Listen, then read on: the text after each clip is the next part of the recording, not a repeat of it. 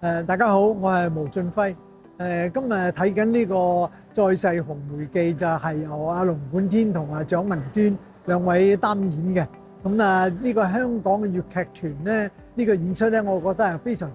非常之精彩，因為係睇到佢哋係好認真嘅排練，係好完整嘅一個演出。同埋仲有趣嘅就係咩咧？就係香港同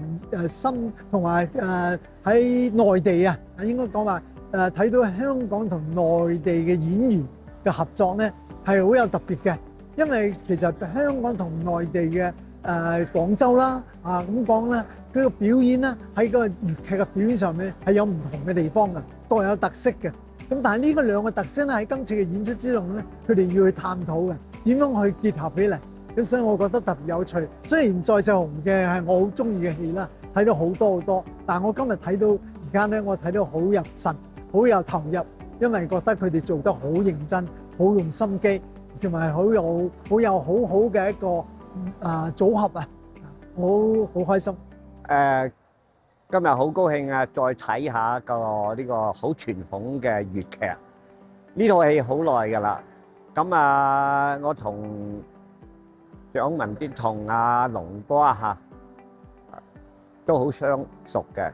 今晚睇咗佢哋嘅演出就係好細緻，再加上咧就係佢哋本身嘅喺演出個過程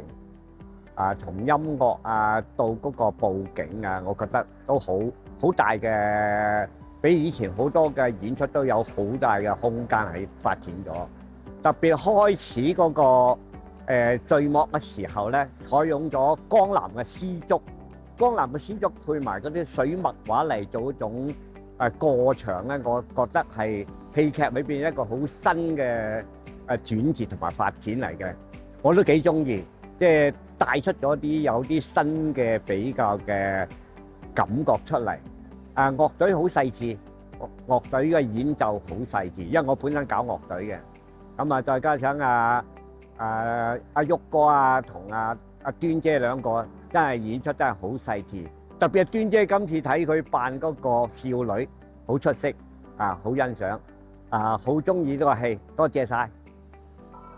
我覺得咧，上一次我嚟睇同呢次嚟睇咧，個佈景音樂設計其他方面咧係都有好大嘅進步，希望佢哋咧更加發揮得好啲，即係更加優美，啲音樂咧更加完整，